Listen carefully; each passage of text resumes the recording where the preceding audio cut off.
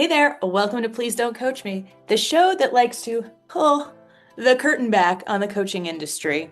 I'm Lauren LeMunyan, a master certified coach with over 4,000 hours coaching hundreds of leaders in various industries. And I'm also a mentor coach for other coaches. So I see the ins and outs. I hear the quick and dirty, the nasty stuff, the brilliant stuff, and I want to share those insights with you because whether you're a coach, whether you're thinking about a coach, or whether you have worked with a coach or want to in the future, you need to know these things to make better decisions about how you engage in the coaching industry and what is cool, what is kosher, and what is just ick.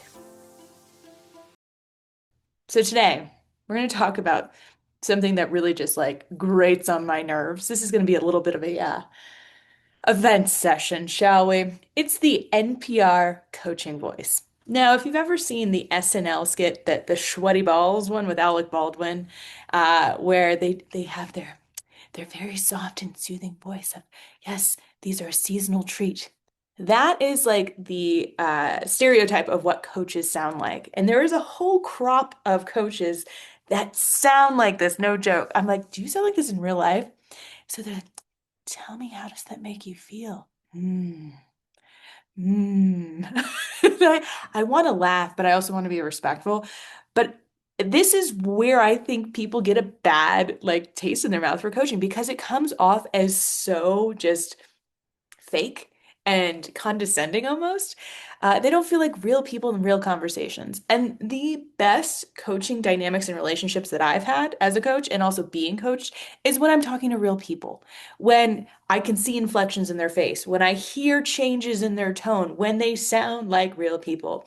And so, along with that NPR, they're also using a lot of fluffy coaching language, the coachalese, if you will. And so they're like, tell me about that limiting belief. Tell me about that gremlin.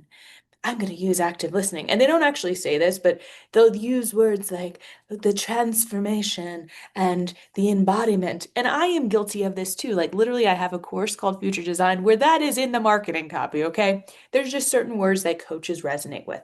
But you as the client, if you are a client watching this, are looking for real stuff. Tell me how this is going to help me. Tell me how this is going to work for me. So let's work on actually talking to people. Let's work on actually being where the client is and using the language that they use. Like, I want to feel less stressed. I want to feel more productive. I want to have healthier relationships. I want to actually enjoy my life.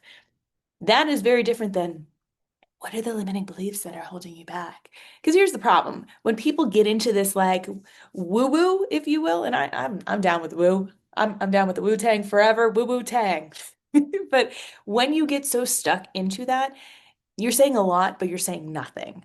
And that is where the problem is. So if you were taught to speak like this in coaching school, please stop. If you do this naturally in your everyday life, like please stop because it's real annoying. You see this a lot in like the wellness space too. It's an affect on a voice because I guarantee those people don't sound like that when they're pissed off.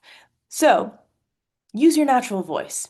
Be a real person and say what it is that you actually do and how you work with people. We got to stop the whole like, even I hate it. I have a whole wall of hats that I feel like I can't wear anymore because of the whole life coaching space. They all have those wide brim hats. And now I have about 20 hats I can't wear. So maybe I just got to just embrace it and do it on my own. But the reality is, like, be your own person. Don't be a carbon copy of someone else. And if you encounter someone like this, just ask questions. So if they're using fluffy language or terms that seem like big coach speak, ask them what they mean by that. And if they use more coach speak language to try to describe it, turns out they probably don't know what the hell they're talking about. So ask questions, be curious, use critical thinking.